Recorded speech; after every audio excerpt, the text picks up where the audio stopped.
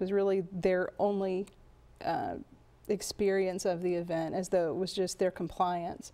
They don't give themselves credit for their attempt to do something about it, or really they're using their common sense that it might not be the best thing to fight because I might end up worse for it. You know, when you think about the way in which that impacts on an individual, if the event is repeated again and again, do they go through all of these stages, or do they just somehow float to the unthinking compliant stage? In other words, if that young person sees somebody's coming at me and he's going to hit me, do they just kind of just go there? Does their body almost have an internal mechanism that triggers in and says, we're going right there? That's what I see with people. I really do.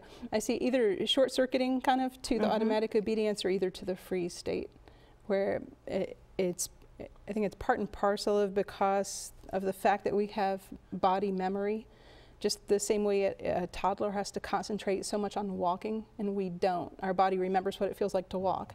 Our bodies also remember what it feels like to be traumatized, and are very quick to perceive that and respond accordingly. It serves us in terms of walking, but in terms of trauma, it can make things very difficult. Well, it occurs to me at that point that this then is where a person begins to develop an identity that's surrounded by this traumatic event. Oh, I always just, you know, and I'm thinking about the person who, and here, just to use another example, thinking of women, for example, a woman who's been routinely molested in her lifetime, perhaps even an incest victim, begins to identify herself in that way and then continues to act out of that for a good portion, or maybe the rest of her life, as, you know, being a woman who is very promiscuous, or even worse, finds herself in a business that uses her body to make money, prostitution, for example, or exotic dancing. Do you see that as well? I do. The ability of the right side of the brain to envision things is so powerful. I think that's a lot of times why we use it in meditation and contemplation, or at least in meditation, you know, picturing things, envisioning things. But when what's stored in the right side of the brain is a picture of ourself as a victim, as powerless, then that becomes what we act out of, instead of the picture of ourself as strong and courageous and accomplished. And that's devastating. I mean, it becomes a life where you continue now to participate in the trauma against yourself because you're continuing to give life to the trauma. That's right. That's absolutely right. And it can become where the person goes through a trauma, and then that message that the trauma has sent and the identity the person has taken on starts to traumatize them further. And so it's the whole idea, I think, a lot of times is time heals all wounds. That's definitely not the truth when it comes to trauma.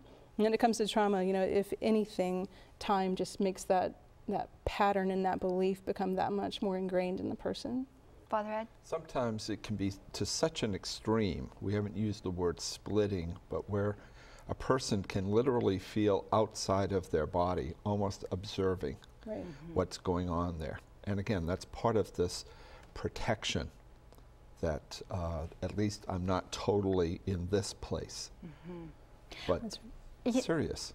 It's very serious. And then in the last stage of this instinctual trauma response, we come to this self-repair. The person's experienced the trauma, and now the person wants to be made better. How does that kick in here? In the self-repair itself, in any given trauma, for example, back to our example of the bully, after the one child gets pummeled, then the bully might isolate because it feels safer when people aren't around, or might go home and hide in the room with a jar of cookies because that's a way to help himself feel better. It really depends on the person, whatever the person's drug of choice is that helps them feel this instead of that.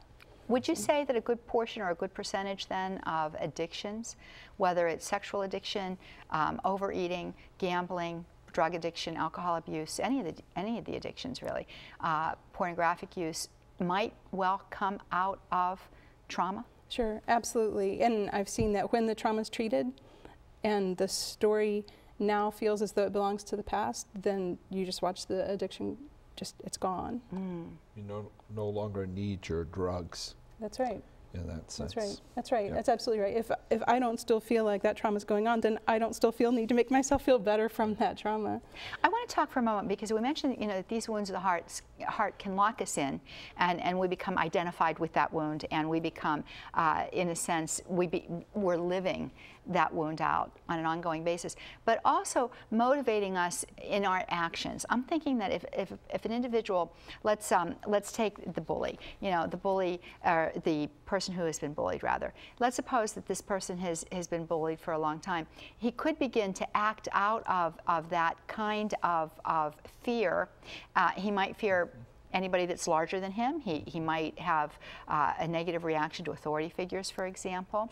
So there's all of these split-off ways in which that trauma can really be the cause of much of what seems to be our problem in the world. That's right.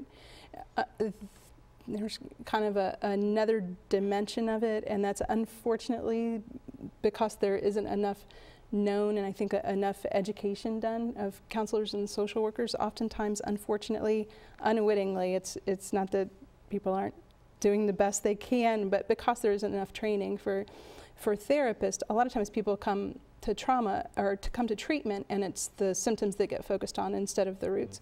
And so then, unfortunately, treatment can become an experience that in itself is at worst traumatizing, at least sends that same message that the person's kind of come to on their own, that there must be something fundamentally wrong with me, because a lot of times their experience of treatment just isn't effective. And if this person if I'm coming to their office and they have all these pieces of paper hanging on their wall saying how smart they are, and they can't fix me, then I'm really broken.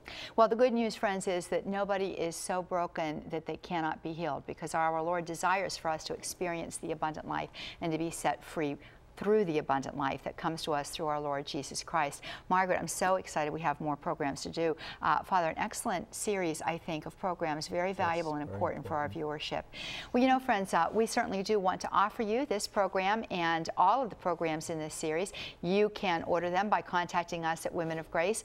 Our website address is there for you on the screen, www.womenofgrace.com. You can also call us at 1-800-558-5452. Yesterday, we said that St. Vivian is a great saint for us to look to as we continue to pray to God about the traumas in our lives and seek the healing we need.